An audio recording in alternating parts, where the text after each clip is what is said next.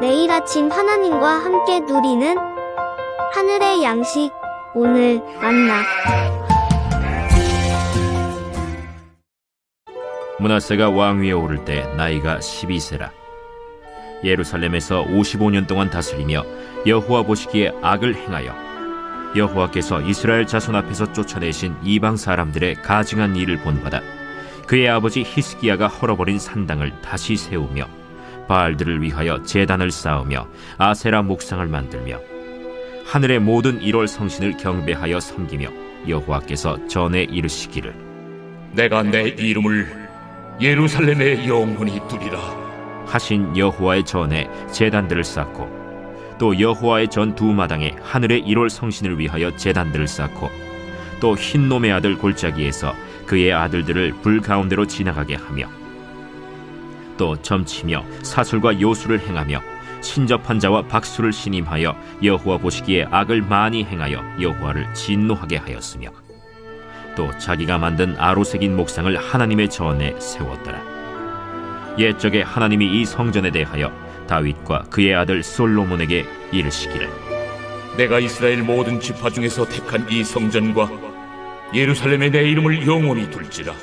만일 이스라엘 사람이 내가 명령한 일들 곧 모세를 통하여 전한 모든 율법과 율례와 규례를 지켜 행하면 내가 그들의 발로 다시는 그의 조상들에게 정하여 준 땅에서 옮기지 않게 하리라 하셨으나 유다와 예루살렘 주민이 므낫세의 꾀임을 받고 악을 행한 것이 여호와께서 이스라엘 자손 앞에서 멸하신 모든 나라보다 더욱 심하였더라. 여호와께서 므낫세와 그의 백성에게 이르셨으나 그들이 듣지 아니하므로 여호와께서 아수르 왕의 군대 지휘관들이 와서 치게 하시매 그들이 므낫세를 사로잡고 쇠사슬로 결박하여 바벨론으로 끌고 간지라. 그가 환난을 당하여 그의 하나님 여호와께 간구하고 그의 조상들의 하나님 앞에 크게 겸손하여 기도하였으므로 하나님이 그의 기도를 받으시며 그의 간구를 들으시사 그가 예루살렘에 돌아와서 다시 왕위에 앉게 하시매 므낫세가 그제서야 여호와께서 하나님이신 줄을 알았더라.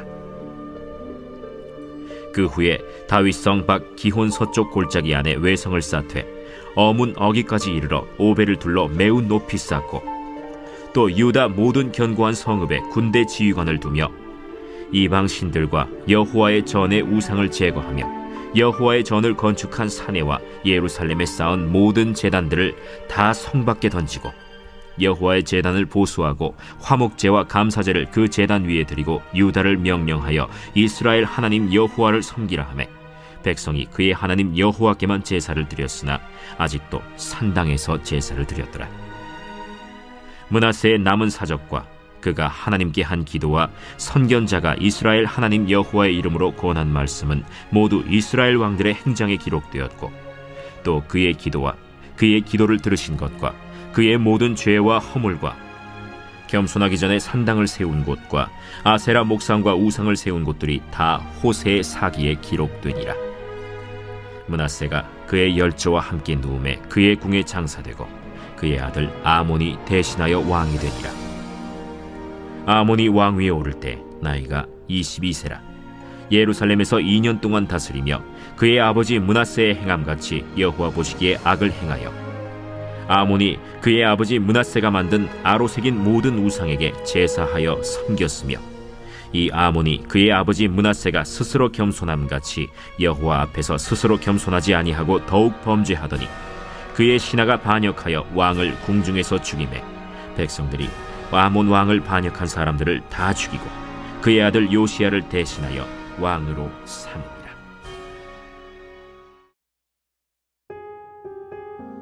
오늘 우리가 함께 읽은 본문의 말씀을 보면 유다 왕 므낫세와 아몬에 대한 기사가 기록되어 있습니다.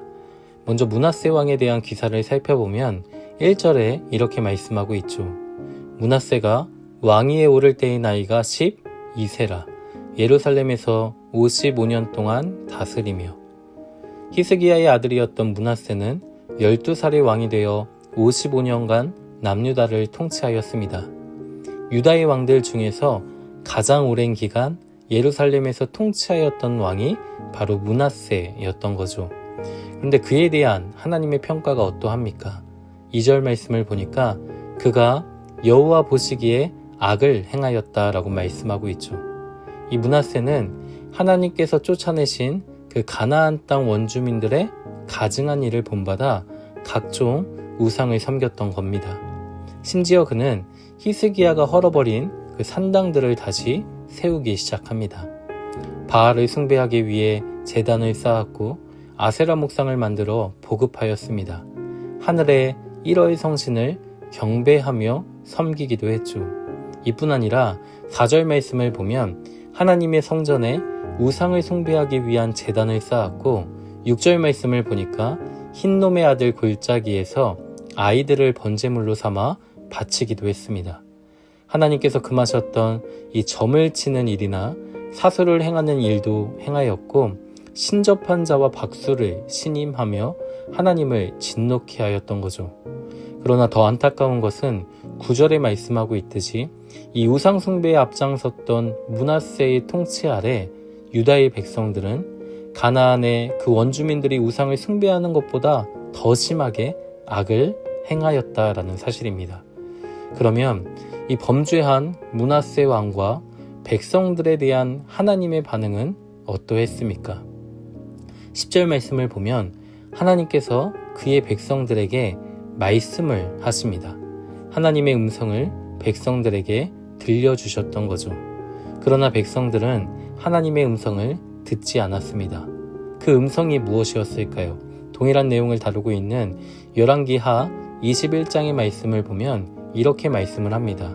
그러므로 이스라엘의 하나님 여호와가 말하노니 내가 이제 예루살렘과 유다의 재앙을 내리리니 듣는 자마다 두 귀가 울리리라. 내가 그들을 줄로 재어보고 추로 달아보아 심판하되 사람이 그릇에 씻어 엎음같이 그들을 말끔히 씻어 버리겠다라고 말씀하고 있죠. 내가 나의 기업에서 남은 자들을 버려 원수의 손에 넘긴즉 그들이 노략거리와 겁탈거리가 될 거라고 말씀하셨습니다.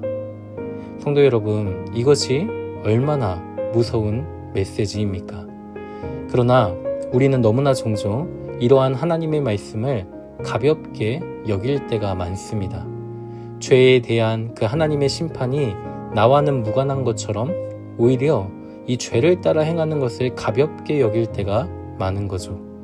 그러나 죄에 대한 하나님의 진노와 이 심판의 결과가 사망이라는 것을 우리는 잊지 말아야 합니다. 그리고 그 심판 속에 담긴 또 다른 하나님의 음성, 돌이키라는 그 은혜의 말씀에 귀를 기울일 수 있어야 한다라는 사실이죠. 하나님의 말씀을 듣지 않았던 므낫세와 백성들에게 이제 하나님의 심판이 시행되고 있습니다. 11절 말씀을 보면 하나님께서 아수르 왕의 마음을 움직여 이 유다를 치게 하셨습니다. 므낫세 왕은 쇠사슬에 묶여 바벨론으로 끌려갔다라고 말씀하고 있죠. 선지자들을 통해 그 들려주셨던 하나님의 말씀이 실제로 시행이 되었던 겁니다. 하나님의 말씀이 그 실제가 되기까지 이 므낫세는 우상 숭배를 그치지 않았던 거죠. 그러나 환난을 당하자 그는 비로소 그 환난 앞에서 하나님 앞에 겸손함으로 반응하기 시작합니다. 12절 말씀을 보니까 그가 환난을 당하여 그의 하나님 여호와께 간구하고 그의 조상들의 하나님 앞에 크게 겸손하였다라고 말씀하고 있죠. 조금 알면 자랑하고 또 많이 알면 엎드린다라는 말처럼 하나님을 의식하지 않고 끝없이 자신을 자랑했던 이 므낫세는 환난을 통해서야 비로소 하나님이 누구신지를 알게 되었고 하나님께 엎드리게 되었던 겁니다. 하나님은 겸손히 하나님 앞에 엎드렸던 그 므낫세의 기도를 들으셨습니다. 그리고 다시 이 므낫세를 예루살렘으로 보내 왕위에 앉게 하시고 그 통치를 이어가게 하셨던 거죠. 우상을 제거하게 하시고 다시 하나님을 섬기는 일에 힘을 쏟게 하셨습니다. 사랑하는 성도 여러분, 므낫세의 삶과 또 우리의 삶은 참 많이 닮아 있습니다. 우리는 모두 하나님이 되고 싶어 합니다. 하나님이 누구신지 알게 되기까지 또 하나님이 나의 하나님이 되기까지 우리는 좀처럼 하나님 앞에 엎드리지 않습니다. 하나님 앞에서 우리의 완고함을 좀처럼 포기하는 법이 없다라는 거죠. 그런데 참 감사한 것은 하나님도 그런 우리의 삶을 좀처럼 포기하시는 법이 없다라는 겁니다. 비록 범죄했을지라도 우리를 돌이켜 다시 하나님을 섬기는 자리에 세워주시는 거죠. 우리의 완고함을 깨뜨려 하나님의 하나님 되심을 인정할 수 있도록 우리의 삶을 이끌어 가십니다. 다시 돌아갈 수 있는 자리가 있다는 것, 또 다시 돌이킬 수 있는 기회가 있다라는 것, 이것이 얼마나 큰 복인지 우리는 깨달아야 한다라는 거죠. 사랑하는 성도 여러분, 우리는 지금 어느 자리에 서 있습니까? 혹 하나님을 부인하는 자리에 서 있다면 돌아설 수 있기를 소망합니다. 다시 하나님을 섬기는 자리에 설 수 있기를 소망합니다. 21절부터 기록된 이 므낫세의 아들 유다 왕 아몬처럼 하나님을 떠나 참혹한 인생의 결말을 맺지 않도록 지금 하나님께 겸손히 반응할 수 있는 우리의 삶이 될 수 있기를 주님의 이름으로 소망합니다.